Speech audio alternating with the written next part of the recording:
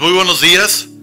Me da muchísimo gusto que nos acompañes esta mañana en esto que es Iglesia para Todos. Si es tu primera vez con nosotros, pues te mando un abrazo con más ganas, pero ojalá cada uno de ustedes me dé la oportunidad de al final de esta reunión poderlo saludar de forma personal. Durante ya, esta es nuestra tercera semana en esta serie que se llama ¿Dónde estabas? Y estamos contestando la pregunta que seguramente algunos de nosotros nos hemos hecho o le hemos hecho a Dios. ¿Dónde estabas cuando más te necesitaba? ¿Dónde estabas cuando más te necesitaba? Las 2 semanas pasadas hemos estado platicando sobre cuando parece que Dios no contesta nuestras oraciones y encontrando oportunidades en medio de las tragedias. Hay una historia que me conmovió bastante de unos misioneros, de Jim y Verónica Bauer, 2 jóvenes que dedican su vida para irse allá a la sierra en Perú. Y ellos muy jovencitos, 25 años, deciden irse y a los años se dan cuenta que no pueden tener bebés. Simplemente no podían físicamente tener la habilidad de la... ¿cómo se dice?, la fertilidad, y no pudieron tener bebés, pero esto no los detuvo y ellos adoptaron un bebé y este bebé le pusieron Caleb. Y pasaron los años y decidieron adoptar otro bebé siendo misioneros ahí en Perú, y la segunda bebé se llamaba Charity. Y esta bebé fue muy difícil poderla adoptar por las leyes del país, pero finalmente lo pudieron hacer. Y entonces ellos tuvieron que volar de donde estaban en una avioneta porque no había manera de salir de en medio de lugar donde ellos estaban haciendo su trabajo, y se fueron casi hasta el final del país para poder tramitar los últimos documentos donde esta bebé había nacido. Recogieron los documentos, terminaron y se empezaron a dirigir de regreso hacia la sierra donde ellos estaban haciendo su trabajo. De repente el ejército de Perú estuvo baleando esta avioneta hasta derribarla del cielo, porque la confundieron con una avioneta de narcotraficantes. Cuando el avión cayó en medio de un río, y Jim, estando consciente, tomó a su nueva bebé y a su esposa para rescatarlas, y las sacó de la avioneta. Salió él, pero tristemente una bala había atravesado el cuerpo de su esposa, entrando por la espalda y saliendo por el pecho, pero esa misma bala había impactado el cerebro de su nueva bebé, terminando nuestra historia en que ambos perdieron la vida. Un bebé de 7 meses, una avioneta llevando 2 personas que habían dedicado su vida, que habían consagrado su vida para servir a Dios, para servir a otras personas. Personas inocentes, personas que estaban haciendo el bien, confundidas con narcotraficantes. ¿Qué pasó? ¿Qué fue lo que sucedió? ¿Por qué permitió Dios que sucediera esto? ¿Dónde está la justicia en medio de esta tragedia? ¿Qué tipo de pago es esto para estas personas que estaban entregando su vida? ¿Dónde estaba Dios cuando esto pasó? ¿Por qué no lo detuvo? El esposo de Verónica podía haberse hecho algunas preguntas, tratando de hacer ajustes y tratando de armar esto en su mente para que tuviera sentido, porque seguramente más de una de estas preguntas él se hizo, pero también se vio enfrentado al resto de su vida, no vivir con su compañera de vida, su amiga, su amante, su socia, por decirlo así, en el trabajo del ministerio que ella estaba haciendo y él estaba haciendo allí en Perú. Pero qué extraordinario que siempre iba a haber otro bebé preguntándole: ¿y mi mamá? ¿Qué pasó con mi mamá?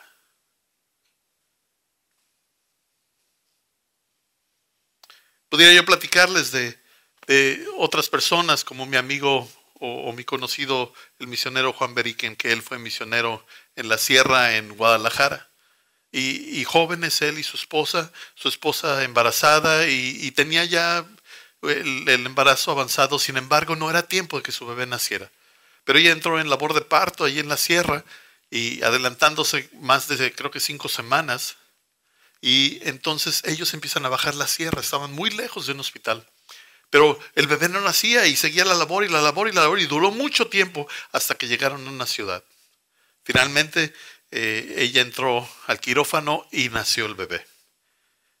Pero cuando nació el bebé le dieron la noticia a Juan que su bebé no había recibido suficiente oxígeno en el cerebro, que toda esta labor de parto él estaba siendo ahorcado, y que como no podía nacer, eso le dañó el cerebro de forma permanente. Actualmente ese bebé es un hombre de más de 20 años, que no escucha, que no ve, perdón, que no habla y que no tiene control de su cuerpo. Está en una cama todo el tiempo. Toda su vida ha estado ahí. Y yo pudiera darles muchos ejemplos de personas que conozco.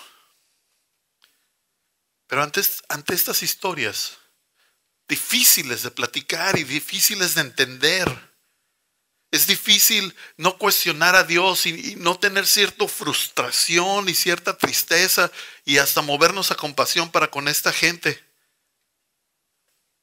Y me llama mucho la atención la manera que la Biblia habla también de esto. Y si ustedes tienen un dispositivo portátil, inteligente, pueden tomarle una foto al código que seguramente todavía está en pantalla y bajar automáticamente este bosquejo, porque vamos a leer de él.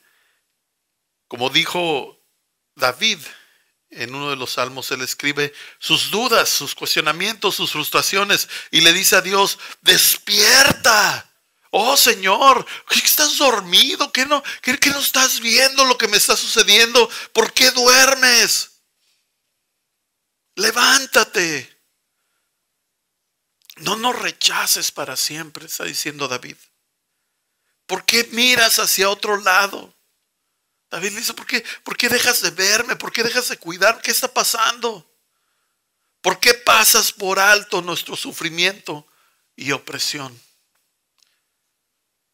Yo no sé en qué situación te encuentres en tu vida. Posiblemente te encuentres atravesando una circunstancia que te está llevando a hacer este tipo de cuestionamientos, este tipo de preguntas. O a lo mejor es la primera vez que estás aquí en Iglesia para Todos, o a lo mejor es una persona que tienes ya varias semanas, meses viniendo aquí, y estás explorando qué es el cristianismo. Y quiero decirte que me da muchísimo gusto que este día hayas escogido estar con nosotros, porque nosotros también tenemos preguntas. Aquellos que tenemos 1000 años, o por decirlo así, en la iglesia, también tenemos preguntas. También tenemos frustraciones. También nos expresamos así como lo hace David. ¿Qué pasa? O sea, ¿que no me estás viendo cómo estoy? ¿Por qué no intervienes en mi vida?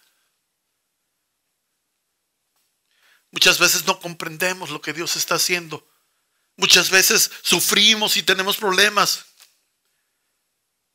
Pero también creo que una de las más grandes evidencias de nuestra fe en Dios es ver cómo algunas personas que profesan ser cristianos puedan atravesar la situación de dolor y de tristeza, y en vez de ser frustrados, y en vez de verse amargados, y en vez de tener resentimiento, salen llenos de paz, de esperanza y de fe en Dios. Y la verdad, esta mañana yo no tengo el menor interés en barnizar la agonía y el dolor que todos los seres humanos pasamos, y que también aquellos que nos llamamos cristianos, toda esta agonía que también atravesamos nosotros. Y no importa si eres una persona con una vida extraordinariamente piadosa, si no has pasado circunstancias difíciles, la verdad es que lo va a suceder. Vamos a pasar circunstancias adversas en la vida.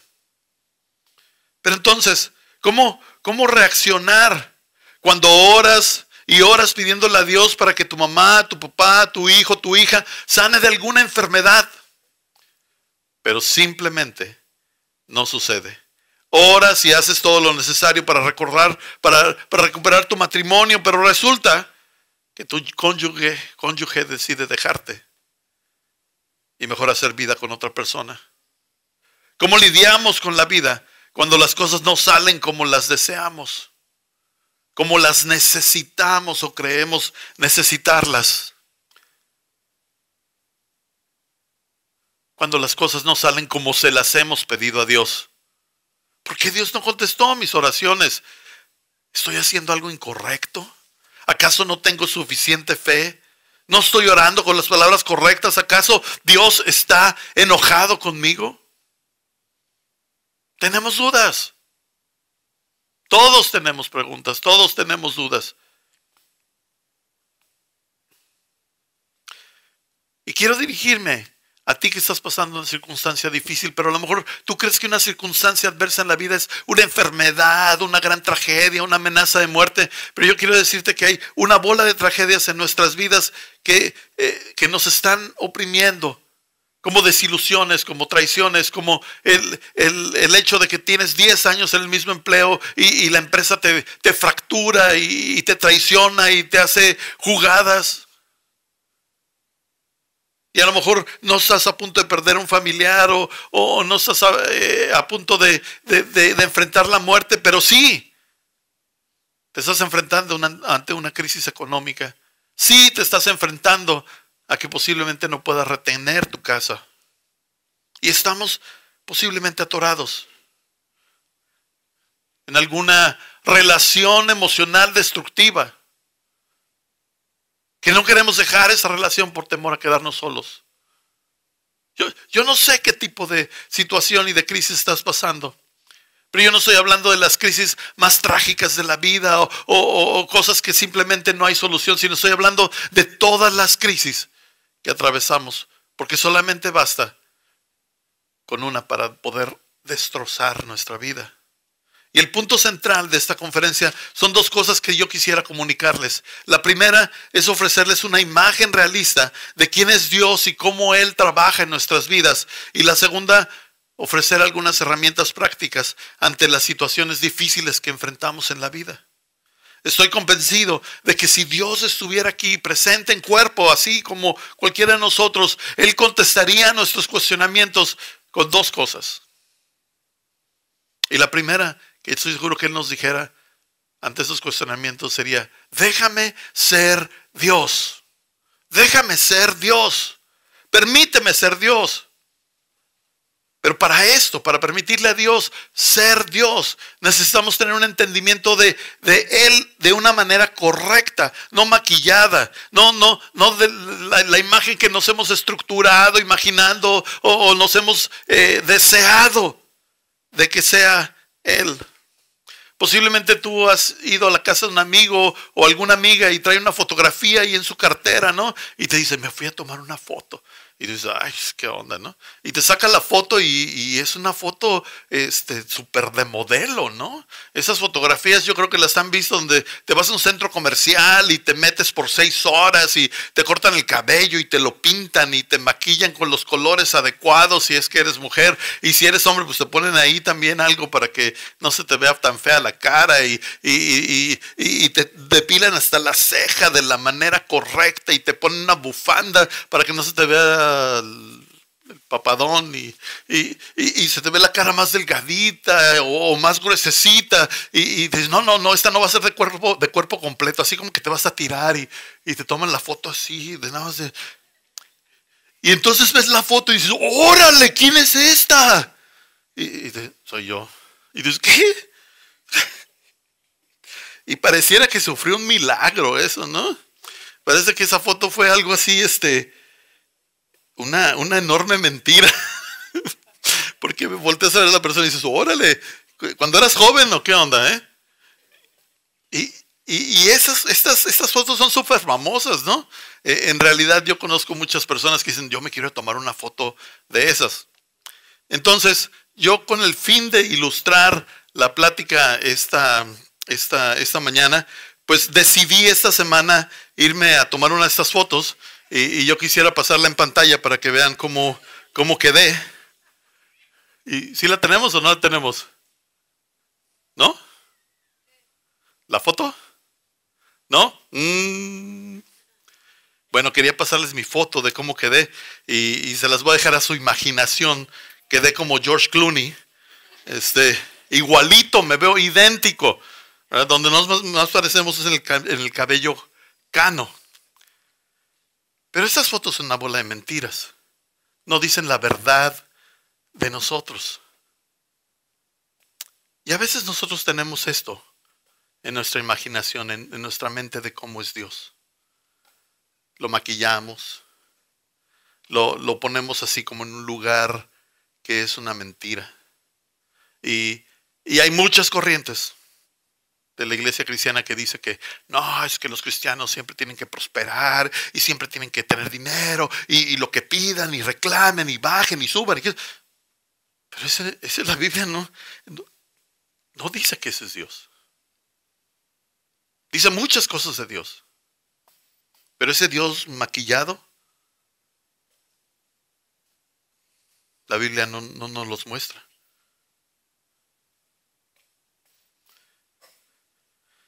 Posiblemente tú tengas esta imagen de Dios. Un Dios maquillado. La verdad es que yo por mucho tiempo cargué con una foto así en mi mente y en mi corazón. Pero a través de mis casi 50 años he aprendido a conocer un poco más de Dios y a ser más realista y a conocer más lo que dice la Biblia sobre Él y cómo actúa y cómo es su corazón lleno de amor, lleno de compasión y lleno de misericordia para nuestras vidas, pero que no era ese Dios maquillado que yo tenía. Entonces nosotros, y yo quisiera de alguna manera que entráramos a un entendimiento verdadero de cómo es Él. Y si le preguntáramos esas cuestiones, Él nos dijera, déjame ser Dios, pero entonces a la hora de describirse, a la hora de darse a conocer a nosotros, yo creo que también nos dijera, déjame estar en control. Déjame estar en control. Y en sus bosquejos debe de decir, Dios está en control y decide lo que permite que suceda en mi vida. No que sea Él que cause todas las cosas de nuestra vida, pero permite que sucedan una serie de circunstancias en nuestra vida. Y la Biblia dice en Proverbios 19:21, ahí en sus bosquejos, puedes hacer todos los planes que quieras, pero el propósito del Señor prevalecerá. Después, en Daniel 4:35 dice, todos los hombres de la tierra no son nada más, no son nada comparados con Él. Él hace lo que Él quiere ante los ángeles del cielo y entre la gente de la tierra. Nadie puede detenerle ni decirle, ¿por qué estás haciendo estas cosas? Muchas veces creemos que Dios se sale de control, que mi vida, Él de repente se espantó. ¡Ay! Yo no pensaba que esto iba a suceder en tu vida. No me di cuenta que eso estaba sucediendo. Y realmente Dios está en control siempre.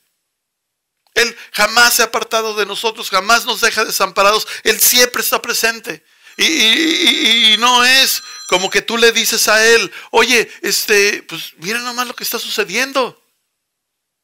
Y que Él se vaya a espantar o se vaya a sorprender de las cosas que está pasando en nuestra vida. En realidad Él las conoce. Él está presente. Y aunque creamos que Él no está en control, Él está en control. Y parte de ser Dios, donde Él nos dice, permíteme ser Dios, es entender que Él está en control. La otra cosa que quiere decir que dejemos ser Dios, es que en la letra B, en sus bosquejos dice, el dolor y la dificultad normalmente no son el resultado de algún pecado. Nosotros creemos que en la vida nos va mal o nos sale algo mal porque no los merecemos por lo malo que somos. Porque me porté mal, porque en mi vida deshice y me merezco esto que me está pasando. Y la verdad, ese tampoco es Dios. Dios no está buscando la oportunidad para hacerte entender lo malo que eres, para hacerte entender lo perverso que fui, para decir, no, esa es la mía, ahora sí vas a saber. No es ese papá que espera atrás de la puerta con un barrote esperando a su hijo a las 3 de la mañana por haberse ido tarde y le pone una garrotiza. Ese no es Dios. Dios no actúa ni piensa así. La Biblia dice, amados hermanos, cuando tengan que enfrentar cualquier tipo de problema, no dice si algún día, no, cuando lo tengan que enfrentar, considérenlo como un tiempo para alegrarse mucho, porque ustedes saben que siempre que se pone a prueba la fe, la constancia tiene una oportunidad para desarrollarse. Las situaciones difíciles no es por falta de fe, pero sí ayudan a fortalecer nuestra fe.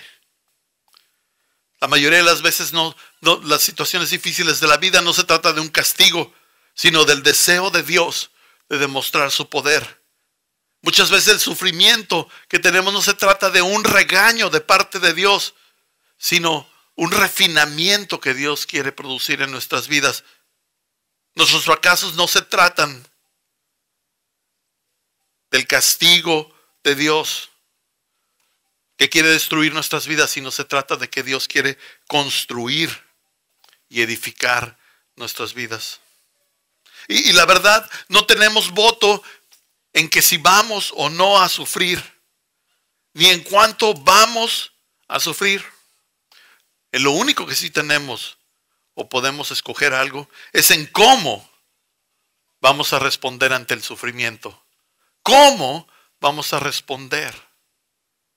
Esa es nuestra decisión. Existe una porción en la Biblia que es como el pasillo de la fama de los héroes de la Biblia. Se encuentra en un libro que se llama Hebreos, y en el capítulo 11 nos dice este y aquel, y empieza a hablar increíbles cosas de todos ellos. Pero al final de ese capítulo dice algo general de la mayoría de ellos.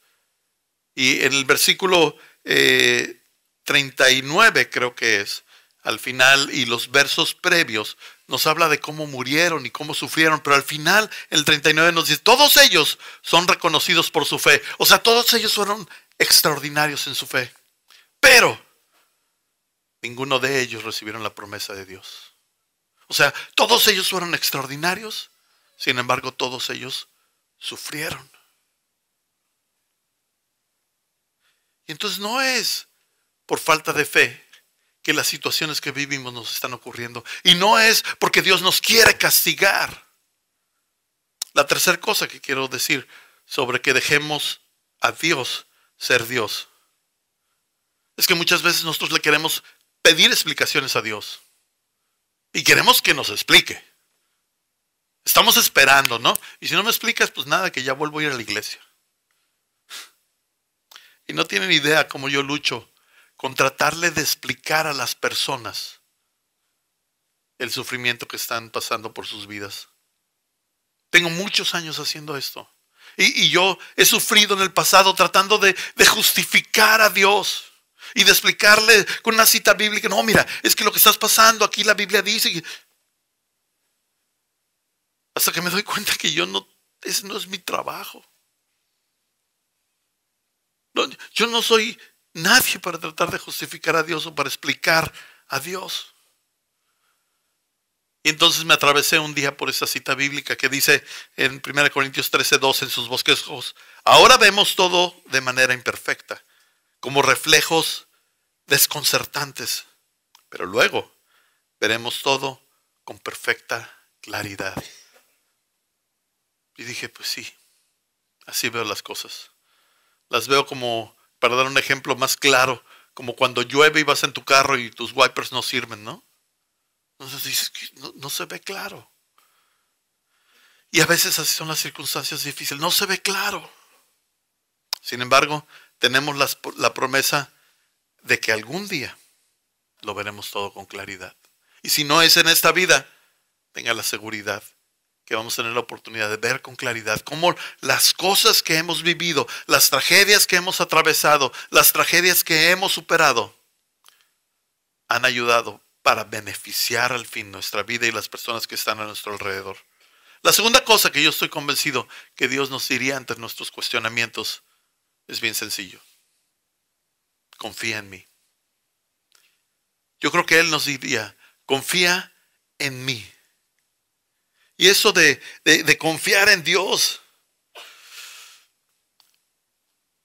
Es una de las cosas más difíciles para nosotros. Y hace un momento hablaba de los grandes héroes de la fe, ¿no? Aquellos que la Biblia dice, estas son las personas que le han creído a Dios. Estas son las personas que se han visto por encima de todos los demás, de creerle a Dios, de permanecer en Dios. Sin embargo, si leemos Hebreos 11, nos damos cuenta al final que no todos ellos obtuvieron lo que querían o lo que deseaban. Pero también este mismo capítulo nos dice en el verso 13 cómo reaccionaron ante tal cosa. Y dice, todos estos grandes hombres mantuvieron la fe toda la vida hasta que murieron. Hombres extraordinarios que no perdieron de vista a Dios. Y muchas veces los propósitos de Dios se cumplen en librarnos de la dificultad, no se cumplen en librarnos de la dificultad, sino mostrándose en medio de ella. Es como debe de leerse su bosquejo. Dar este paso no es cosa fácil. De hecho, es de las cosas más difíciles que vamos a hacer en la vida. Porque muchas veces en mi vida yo he visto la distancia que hay entre el dolor en mi vida, entre la gravedad de la circunstancia y la habilidad, la distancia que hay entre ese dolor y la habilidad de poder confiar y entregar esas cosas a Dios. Ha sido tan grande esos abismos que dudo el poder cruzar, el poder alcanzar ese nivel de fe. Y he descubierto que el confiar en Dios no es algo instantáneo en mi vida. No fue como que un día de repente dije, ¡ay! Confío en Dios y ya, véngase lo que se venga. Sino he descubierto que ha sido un proceso en mi vida. Y yo quiero darles en esos últimos minutos que tengo el proceso que yo he pasado en mi vida para poder adquirir un poco de fe. Y a lo mejor usted se ve identificado en alguno de estos pasos de mi proceso. Y ojalá se vea identificado y retado en alguno de ellos. Y el primer proceso que pasamos es una decisión. Porque confiar es una decisión. Confiar no es algo que se siente, no es una emoción o algo bonito que de repente, ¡ay, qué bonito! Es una decisión de carácter que uno toma. Creerle a Dios es una determinación donde leemos quién es Él, qué hace Él, cómo lo desea Él y vemos las oportunidades que tenemos que a lo mejor son más atractivas, otro camino y otra manera. Y creerle a Dios es decidir irme por su camino en vez de posiblemente la manera más sencilla. Confiar es una decisión. Hay otra historia en la Biblia que me gusta mucho. Y es la historia, todo un libro está dedicado a este hombre. Su nombre es Job. Y Job, dice la Biblia que era el hombre más justo que existía en la tierra. Y sin embargo, se nos escribe su historia para que nosotros aprendamos de cómo él lidió con tremendos fracasos y tragedias en su vida. Y él está en su casa y de repente llega un mensajero y le dice, ¿sabes qué? Acaba de suceder una tragedia. Todo tu ganado, todos sus animales llegaron y los mataron, murieron todos. Y él se queda impactado porque en un segundo ve que su negocio está arruinado, que se quedó sin negocio. Pero no solamente eso, todavía no termina de hablar y llega otro mensajero y le dice, pero no solamente los animales, sino todos sus empleados también los mataron. Y no termina de hablar cuando llega otro mensajero y dice, pero ¿sabes qué? Tu casa, todos tus hijos se murieron. Hubo una tragedia en tu casa. Y en menos de 5 minutos se ve de haber sido un hombre rico a ser un hombre pobre, de haber tenido un negocio a no tener nada, de haber tenido empleados que en ese tiempo realmente eran siervos, esclavos, de no quedarse con alguien que lo sirviera, sin un recurso que él pudiera poder rehabilitar su economía, y se queda sin familia. Una tragedia absoluta. Pero luego leemos que todavía le va peor a Job y se enferma, una enfermedad que le salen llagas en la piel, de pies a cabeza. Y yo una vez que reflexionaba, tengo un amigo que me dice, no, es que me salieron como unas llagas en la pierna. Y le digo, ¿qué te pasó? No, pues dice dice el doctor que es la presión. Dice el doctor que son los nervios, que es el estrés de las situaciones que estoy pasando. Y me acordé de la historia de Job, ¿no? El cuate pierde el negocio, pierde los empleados, pierde su casa, pierde sus hijos. Pues a mí también me diera roña, ¿no? El pobre está todo lleno de llagas, enfermo, está en el piso. Y luego remátale, ¿no? Llega la esposa y le dice, hombre, pues ya mejor reniega contra Dios y muérete. Uy, la única que me había quedado, ¿no? Y en mi contra. Súper mal le va a Job. Pero me impresionan las palabras de Job y están escritas ahí en sus bosquejos. Cuando dice, aunque el Señor me mate, yo en Él confío. Básicamente dice, aunque me cueste la vida, aunque me muera, no voy a dejar de confiar en Dios. Y yo me pregunto, si yo confío así en Dios.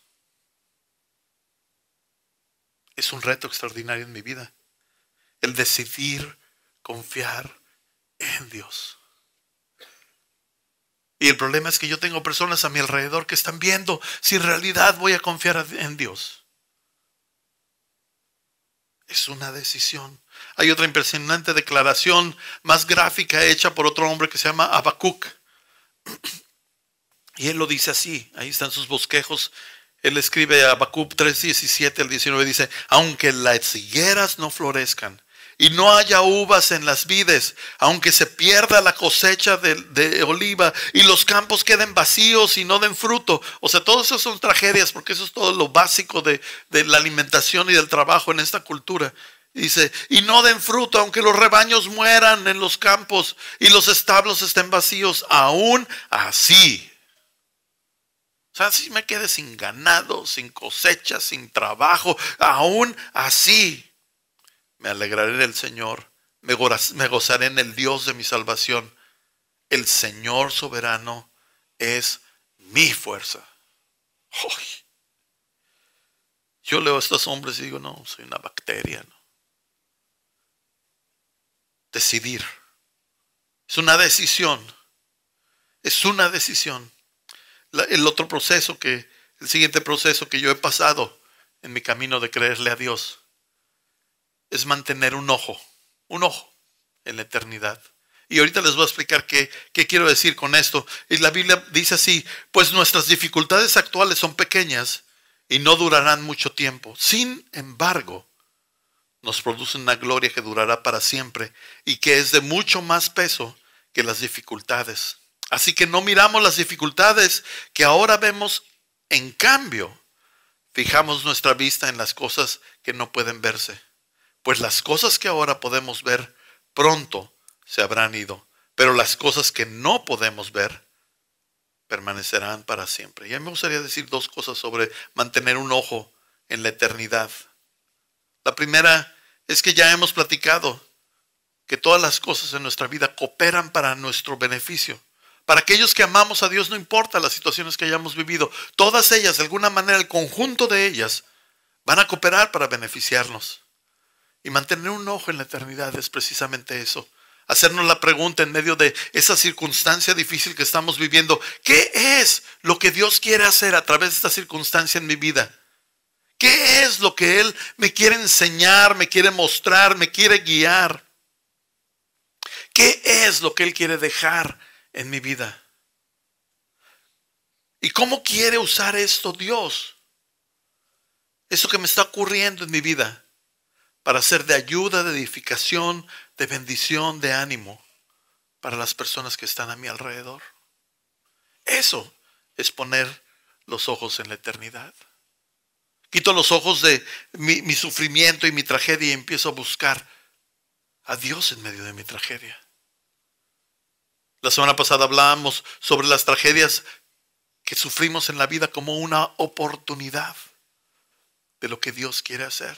Y eso es mantener nuestro enfoque en la eternidad. La segunda cosa de fijar nuestros ojos en la eternidad es que este paseo que tenemos aquí por este planeta es breve. Es tan solo la introducción al resto de nuestra eternidad. Usted y yo fuimos creados eternos. Y este tiempo, este regalo que tenemos de caminar aquí, en este cuerpo, en esta vida, es simplemente la introducción. Y aquello que nos pase es algo temporal. Porque al final de la historia, nuestra esperanza está en la eternidad, en que eso no es todo. Es por eso cuando enfrentamos la muerte, la enfrentamos con esperanza. Porque sabemos que la historia no se terminó aquí. Empezó aquí. Y mantener un ojo en la eternidad es eso. Cuando sufrimos pérdidas de seres queridos, pensamos de momento que se acabó la cosa. Pero cuando mantenemos nuestros ojos en la eternidad, sabemos que si ellos decidieron tener una relación personal con Dios, los vamos a volver a ver y vamos a volver a disfrutar de su presencia en nuestras vidas, de su compañía en nuestras vidas. Mantener nuestros ojos en la eternidad nos ayuda a enfrentar una situación de muerte sin ningún temor, porque sabemos nuestro destino. Podemos enfrentar enfermedades, carestías, porque sabemos cómo termina la historia. Mantener un ojo en la eternidad. La tercera cosa que quiero decir de mi proceso personal de poder adquirir cada vez más fe es que mientras más conozco a Dios, más puedo confiar en Él. Mientras más he conocido a Dios, más he podido confiar en Él. Y dice la Biblia, el Señor está cercano de los que tienen quebrantado el corazón. Él rescata a los de espíritu destrozado. Muchas veces he hablado de esto y hay personas que creen que la hemos tenido bien fácil. No, es que pues, no ha sido así, no voy a entrar en ningún detalle. Pero les puedo decir que cada vez que hemos enfrentado un sufrimiento, nos ha ayudado a conocer a Dios. En muchas cosas sabemos cómo Dios actúa y cómo reacciona y cómo su bondad verdaderamente siempre nos ha ayudado para bien. En todas las áreas de nuestra vida, salud, economía, familia, matrimonio, hemos visto cómo Dios interviene. Y cuando nosotros nos sentamos y nos esperamos y nos tranquilizamos y buscamos a Dios en medio de estas circunstancias difíciles, algo Dios quiere enseñarnos, algo Dios nos quiere mostrar, alguna habilidad nos quiere dar para hablar a la vida de otras personas por medio de esta circunstancia que estamos viviendo. Y vemos que pasamos la circunstancia difícil y vemos que salimos con un poquito más de conocimiento de Dios y podemos entonces confiar más en Él. Y nos es fácil luego enfrentar cosas en la vida al voltear al pasado y ver cómo Dios nos ha ayudado en el pasado y cómo ha intervenido de maneras extraordinarias en nuestras vidas. Para entonces ver el futuro y decir, vamos adelante, porque le creemos. Hemos aprendido a creerle poquito. Pero hemos aprendido a creerle, a confiar en Él, porque nos hemos dado la oportunidad de conocerlo un poquito más. Y lo conocemos a través de las experiencias, pero también lo conocemos por medio de todo lo que nos dejó escrito. Qué horrible no conocer las promesas de Dios y lo que Él nos dice que va a suceder. Pero qué regalo tan extraordinario tener nosotros la habilidad de tomar su testamento, porque así se llama Antiguo y Nuevo Testamento, la Biblia, el manual de la vida, y poder estar seguro que Él nos dejó por escrito las cosas para que no tuviéramos ninguna pregunta. Y lo último que quiero mencionar es que yo puedo permitir que Dios use mi dolor para demostrar su poder. Es parte de mi decisión. Permitirle que Dios use mi dolor para demostrar su poder. Pablo tenía una situación en su cuerpo. Muchos teólogos dicen que de vergüenza, que era algo vergonzoso. Era un problema intestinal aparentemente y era algo muy vergonzoso. Y él dice que le pidió muchas veces a Dios, pues oye, Sáname, ¿no? Estamos hablando de quizá el apóstol más famoso de todo el Nuevo Testamento, el que escribió la mayor parte del Nuevo Testamento, de la segunda porción de la Biblia. Y él dice esto, que Dios le dijo, no te vamos a sanar hoy. Le dijo, mi gracia es todo lo que necesitas. Y me impresiona lo que le dice, mi poder actúa mejor en la debilidad. Y entonces Pablo dice, bueno, pues ahora me alegra jactarme de mis debilidades para que el poder de Cristo pueda actuar a través de mí. Quisiera yo concluir esta conferencia con una hipótesis para cada uno de nosotros. ¿Qué tal si el mundo no necesita ver tantas sanidades y tantos milagros extraordinarios que pedimos y esperamos? ¿Qué tal si lo que necesita son personas comunes como usted, como yo, que hemos encontrado la fuerza, el gozo, la paz y la habilidad de confiar en Dios en medio de nuestro sufrimiento? ¿Qué tal si el mundo lo que necesita es la demostración más extraordinaria de un Dios evidente y poderoso, manifestada en nuestras vidas, cuando podemos caminar a través de cualquier circunstancia difícil, llenos de fe, llenos de esperanza,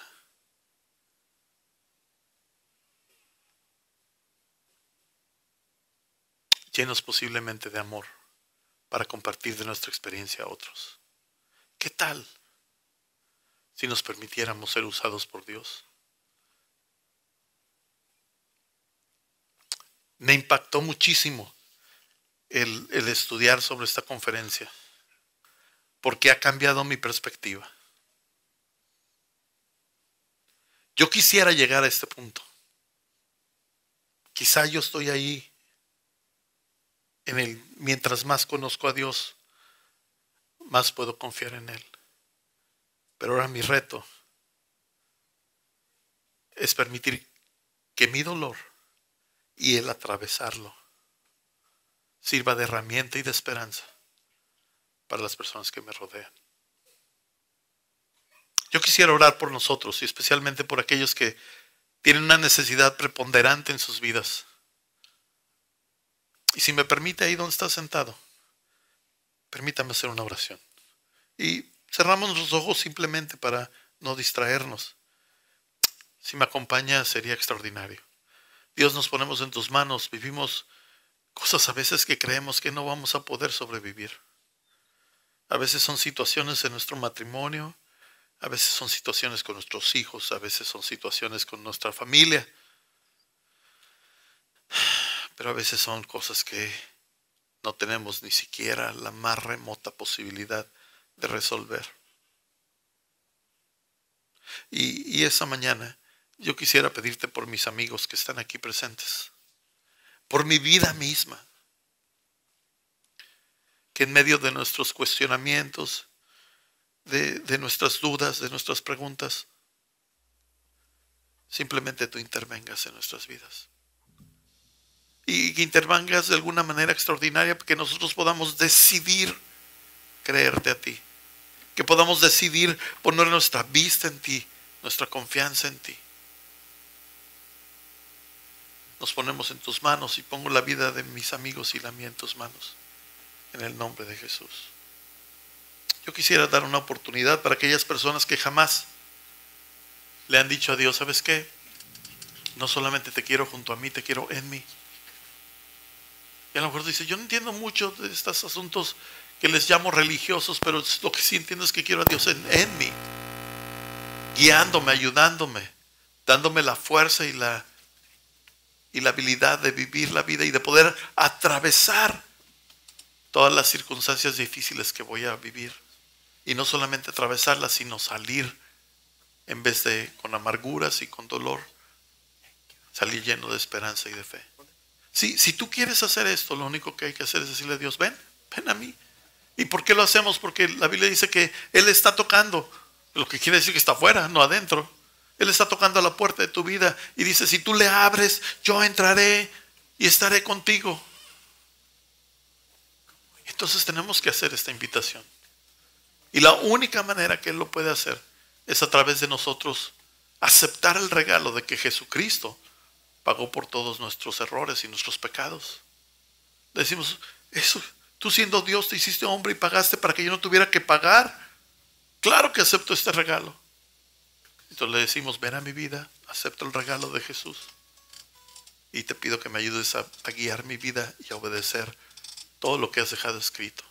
Si usted quiere hacer esto, ahí no le voy a pedir que se ponga de pie, ni que pase, ni que hagan nada raro. Ahí nada más. En su mente le ruego que repita esta oración que vamos a hacer. Y quisiera pedirles 30 segundos más. Y si cerraran sus ojos conmigo simplemente para no distraernos. Y si tú eres esta persona que dices, yo te quiero aquí adentro, te pido que hagas esta oración. Dios, te abro la puerta de mi corazón. En tu mente hazla, no en voz audible, en tu mente. Dios, te abro la puerta de mi vida. Ven a mí.